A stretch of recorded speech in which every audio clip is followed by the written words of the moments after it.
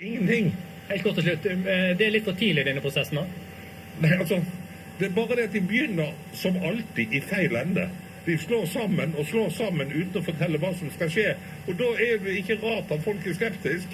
For folk får jo ikke greie på hvilken grunnlag de skal fatte beslutningen på.